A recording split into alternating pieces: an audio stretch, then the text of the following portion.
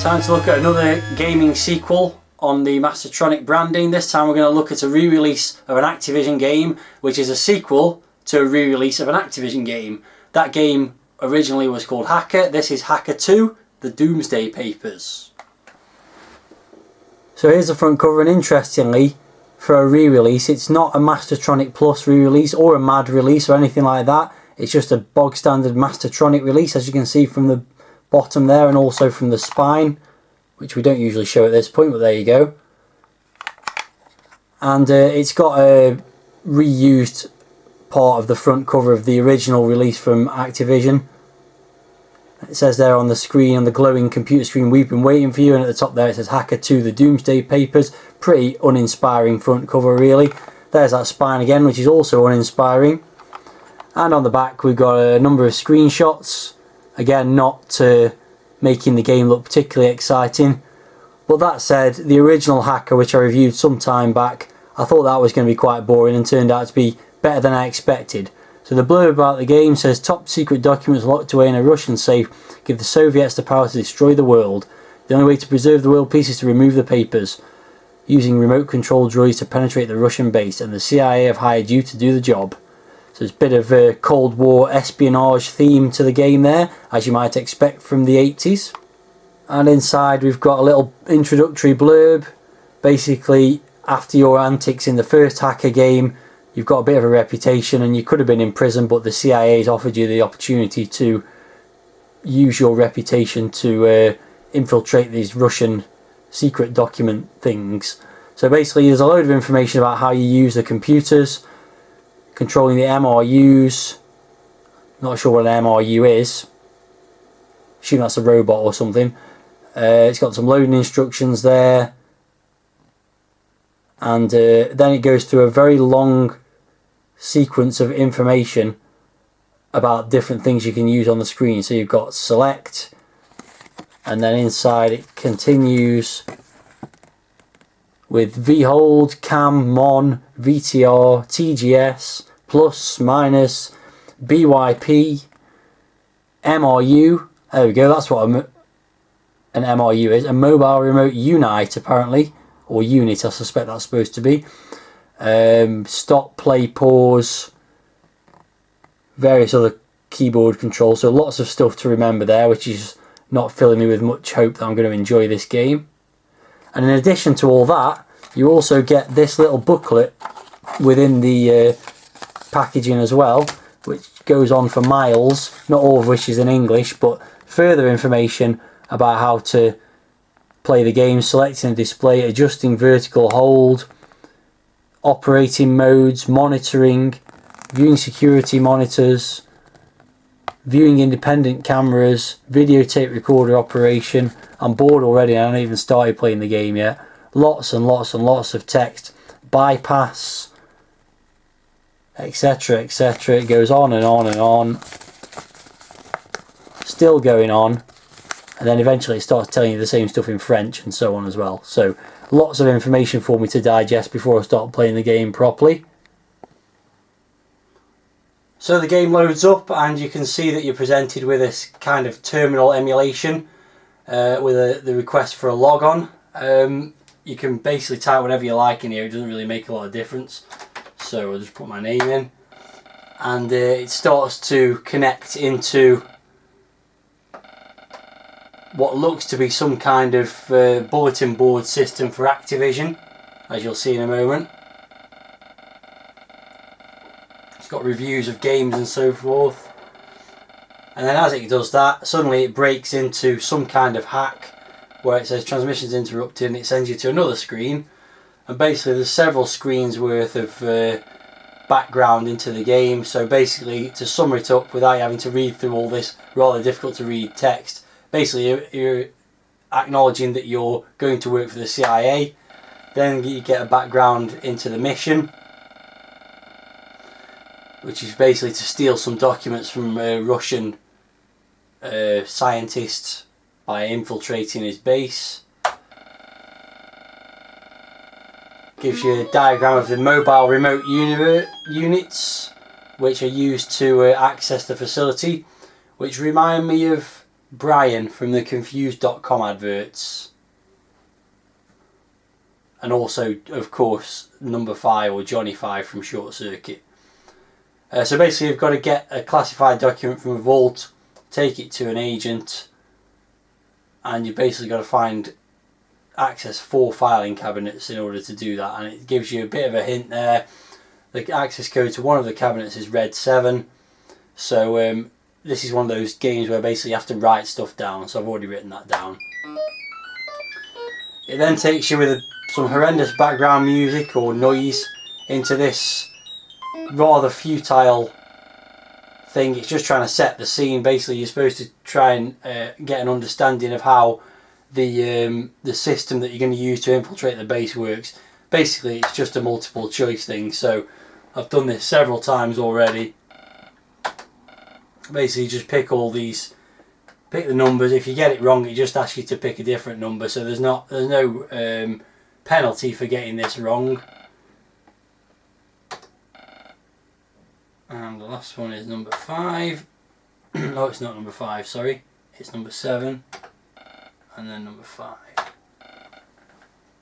And then it takes you into another thing, which I'm just going to skip through completely because I'll be able to explain all this stuff later. This is basically how the interface works. So just to briefly show, you basically move the mouse cursor around this interface to pick various options, and it's basically asking you to identify them all. So you don't need to see that right now. So I've just completed all that. One good thing it does say at the bottom here is for future reference you can use logon ID 00987. That allows you to skip all that introductory crap and get straight into the game, which I'm about to do now by pressing return. So it starts off with 4 screens full of static. The first button here, select, allows you to select between the screens. You can probably see the different things flashing. You can then pick various options from this part of the dashboard, if you want to call it that. You can switch between cameras. There's a choice of 30 odd of them. You basically see the picture rolling at the moment. We'll get to that in a minute. You can also switch to security monitors. There's 2 lots of security monitors, various other things. Just go back to camera for now. Annoyingly, on all 4 of these screens, and again it's probably just trying to set the scene and get you used to using the technology that you're presented with, but you have to adjust the vertical hold on each of the screens by holding this V hold button down and then pushing up and down on the joystick until the picture stops rolling, which I'm sure they thought was a great idea, but when you play the game several times through it doesn't half become annoying.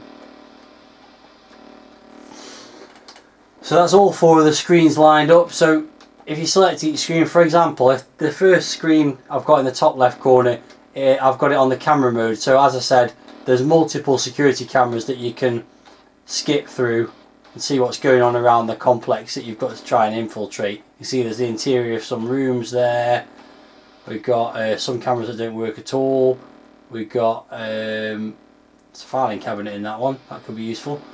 That looks like the door to a vault, which I think is what you've got to infiltrate eventually, and so on. There's definitely some filing cabinets in some of those rooms. Come back to that. So I can select another one. This one's currently on security monitor. There's 2 cycles of security cameras. One goes through all 38 different screens that there are to choose from, all 38 different cameras. That's what the security camera is showing at any given time. The second one, if you change it to B, only seems to focus on the rooms that you might be interested in, such as the vault and the rooms with the filing cabinets in, and so on. So it only cycles through about the last 10 of the cameras. So I'll leave those 2 up there for now. You've also got what's called the telemetry guidance system, which is basically an overhead view of the map, and this little flashing blob here, that's your robot that you're going to infiltrate the place with. To activate him you press this MRU button, and if I've just done that, if you look closely I'm moving him about by pushing him up, pushing forward and backwards. You can also rotate the direction he's pointing towards. And the other thing that you can do is you can activate this VTR, which loads in a tape of the camera that you've got selected. So I've got camera number 1 at the moment, so I'll just try show what's going on. And basically you can play that, and that allows you, you can see if you go forwards and backwards, it's kind of got the queuing forwards and backwards lines on there.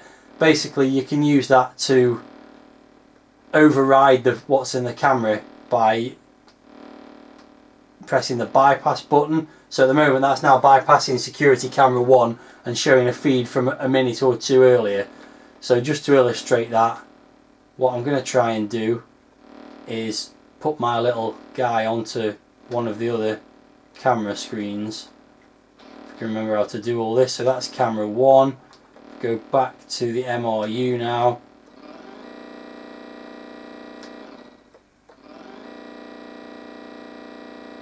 What you should see in a moment is him appear on the camera on the top left. There he is. But you can see on the bypass camera on the bottom right, he's not showing on the screen. So basically the idea is you've got to get around this building without getting detected by any security cameras. There's also security guards walking around. Oh great, I've been sensed by somebody now. Oh no. Ah, okay. Yeah, because my security camera is not in time with the live one, the overridden one's not in time with the live one. I basically got an annihilator being activated who's going to try and track down what he thinks is infiltrating. That's the first time I've actually seen that. I've never seen that before. So what I'm going to do now, since that's already happening and I'm already in trouble, is I'm going to show you what happens when the annihilator gets your robot. So there's my little robot. You can see the annihilator coming towards him on the bottom left screen there. He's going to come around the corner, grab hold of my robot and squish him. So basically he's been eliminated. That's one of my 3 lives gone effectively, one of my MRUs gone, and I'm on to my second one. Blimey, it's happened immediately straight after, didn't I even get time to rectify that problem, which is a bit annoying. At the very least I better switch the bypass off.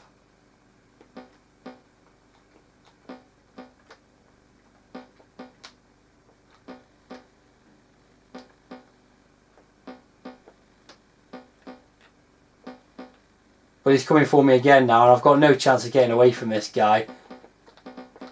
So I may as well just let him get me again. Try and get it sorted out for the third guy. So I'm a little bit more of a look around the place. You can see this is quite a tricky game. There's a lot to get your head around very quickly. There's vast parts of the map that you can't even see when the game starts. So you don't know exactly which security cameras relate to which areas. It's one of them games where basically you've got to get yourself a big piece of graph paper and draw a map out. So I'm down to my last remote unit already, which is not a good start. So what I need to try and do is work out where these rooms are with the filing cabinets and go and investigate them. What you also haven't seen yet, I'll just try and skip through the security camera quickly so you can see, is there's a security guard walking around. See if we can get, there he is, look, on camera 7.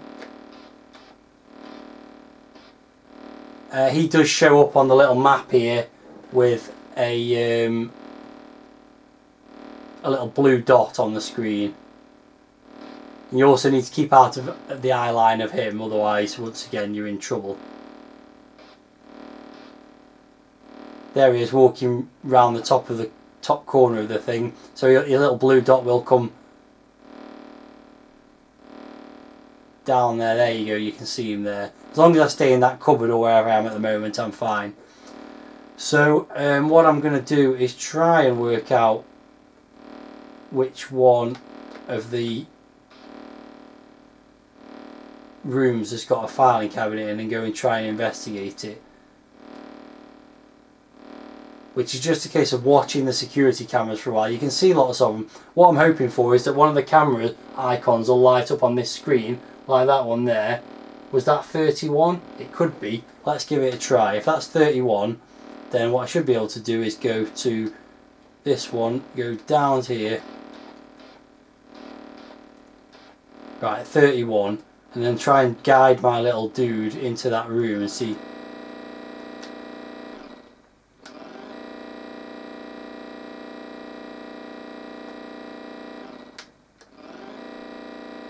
Yes, it is 31.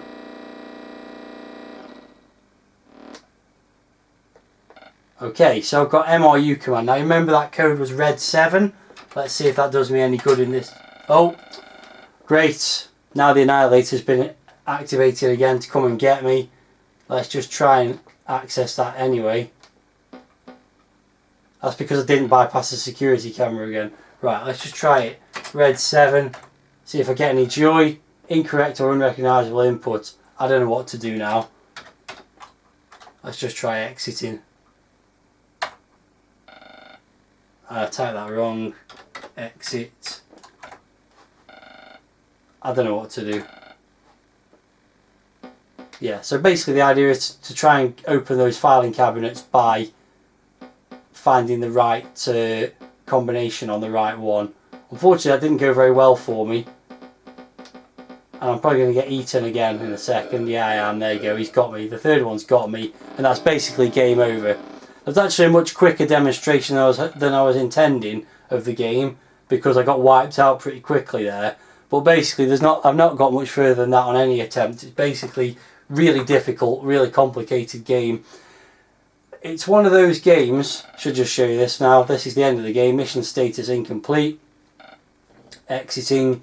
And then what you do get is the titles for the screen, which as you can see say Hacker 2, and it says who it was by, copyright Activision, conceived and designed by Steve Cartwright, who's obviously a very clever bloke.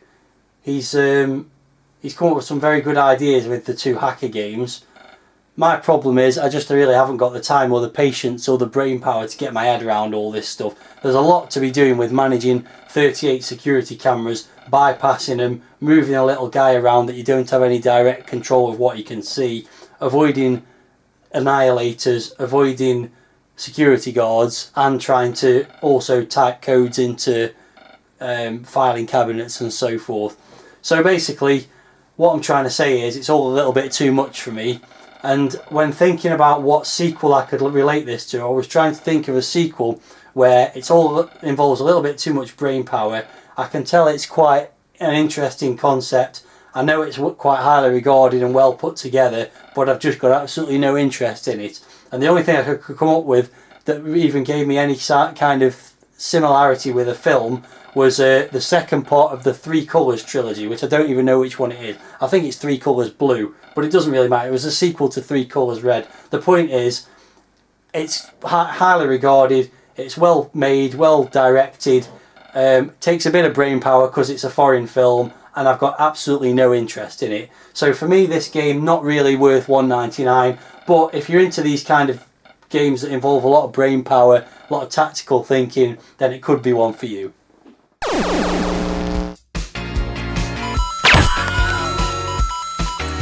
If you only knew the power of the dark side. 2, 1, 0.